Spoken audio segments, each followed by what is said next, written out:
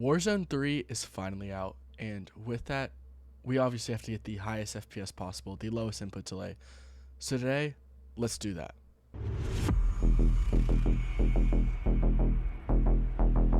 Hey guys, what's going on? It's Chamber here, and today we will be doing an FPS optimization guide for Warzone 3 and Modern Warfare 3 at the same time. We're doing this at the start of Season 1 just so that everyone can get as much FPS when the game releases. This will probably be very, very true for the remainder of this game as well, so if you're coming back a couple months later, don't feel like a lot of this stuff is outdated. If it really gets outdated though, I'll just make an updated video and then it'll be posted down below. The most important things to focus on though with your PC and getting the max FPS is just having really, really good hardware. So you really need a fast GPU in this game. You do not want to be GPU bound in any game, especially a competitive title. That's really going to be a massive, massive issue. So something like, I hate to say it, but a 4090, if you have a high-end CPU, you need a 4090 or a 7900 XTX. You can get those for a lot cheaper too. And they seem to be getting a little bit better. For CPU, it looks like the X3D CPUs, if you're just purely gaming, are going to be the way to go. You might run into some issues though. That is why I'm very, very hesitant to recommend those to a lot of people. So honestly, getting something like a 14700K, 13900K, 14900K, any of those really high-end Intel CPUs, you'll be perfectly fine. On the budget end, just get a 5800 X3D, cheap DDR4, cheap motherboard, call it a day. Get like a 6900 XT used. But since we've gone over high-end hardware that I do recommend, let's just kind of go right into some simple optimizations for you guys. Now starting here with the recommended graphics drivers, just a very basic way to look at. So a lot of times, and especially older games, you're actually going to want to. So first of all, we're just going to go to beta older drivers. I have a 4090, recommended/certified. And what a lot of people are actually recommending is 537.58. If you're playing older games and you're noticing stutter on newer drivers, go back to this one.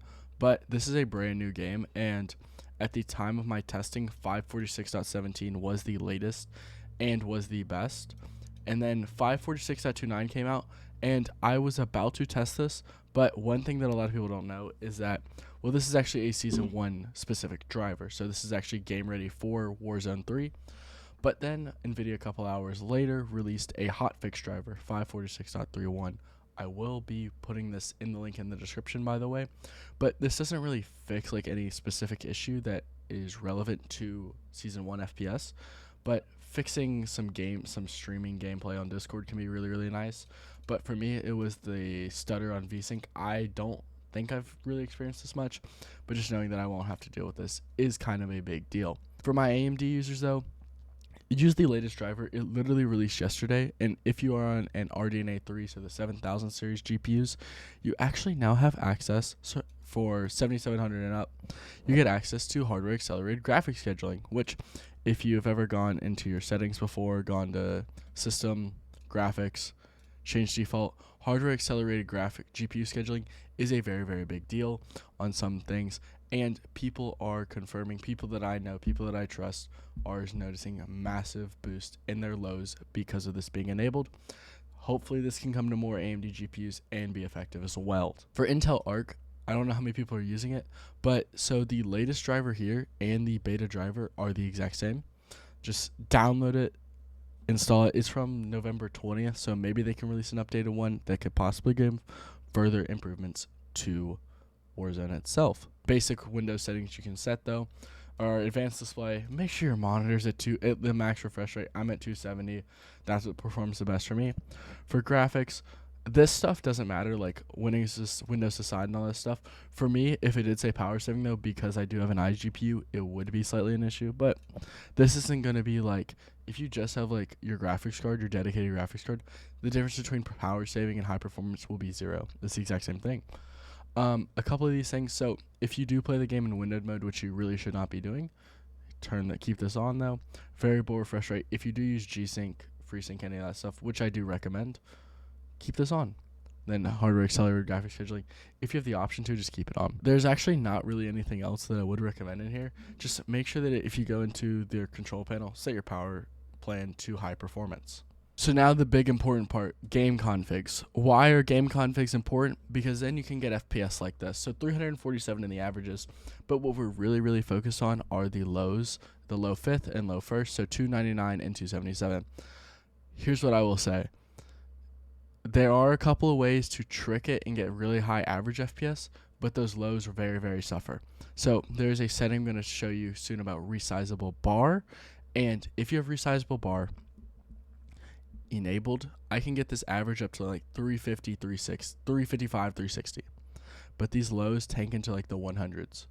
And generally the game does not feel as good. So is it worth losing 10 FPS here for 100 in the lows?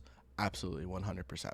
But what is resizable bar and what are these lows that we're talking about? How do I do this? So first of all, I would recommend everyone download a program called GPU Z. This is how we can tell if resizable bar is enabled. So first of all, if you're on an Intel GPU, you need to have resizable bar on, or you're losing such massive performance.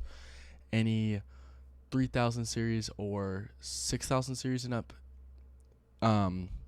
GPUs from NVIDIA and AMD respectively do have resizable bar enabled. You need to I would recommend it at this point, just keep it enabled for everything, and then you can just disable it if you really want to. But most games it is going to be a benefit, except for this game. Let's just see. So go to general on this tab, go PCIe resizable bar. As you can see, it does say that it is enabled on everything.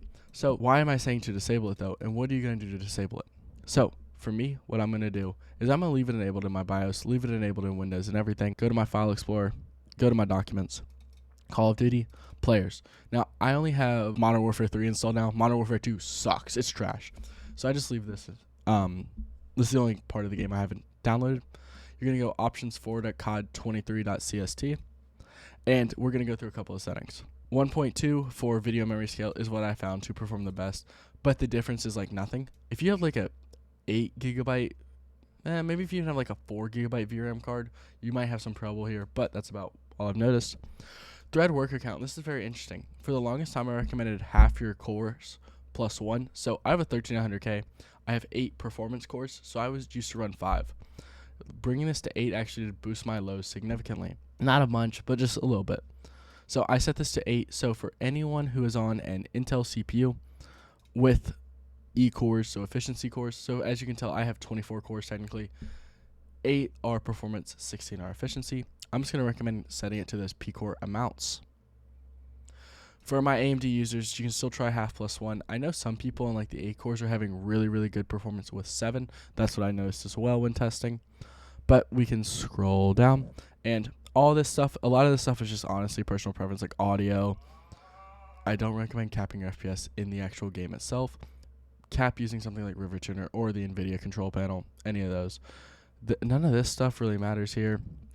I did try and test it. None of this really boosted my FPS at all. It's about the same. Make sure you're in full screen exclusive. Sometimes this does change like when you kind of open up the game, which is really weird. But just set it back and you're fine. Don't use VSync in the game. If you're going to use VSync, use it in your graphics control panel. That's what I found to perform the best. A lot of these quests like texture, all this stuff's personal preference. Obviously, the lower set, the higher FPS will be. Don't use, if you can, don't use any DLSS or frame generation especially. This will add a significant amount of input delay, even though your FPS will be higher. Frame generation is just false frames. And here we have the really important setting. Enables optimization when resizable bar is supported by uploading more data to VRAM. By default, this is actually set to true.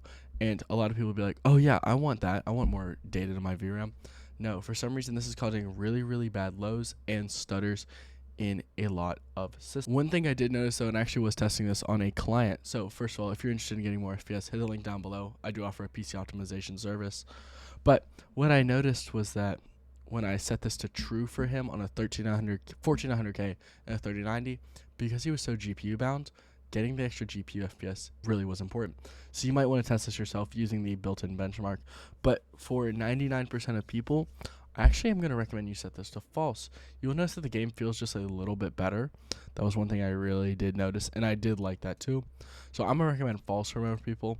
If you want to, you can do true. Don't look at the FPS counter though. Look at the feel of the game, test some lows, use something like Cap Frame X if you can. That's what I'm going to recommend for that.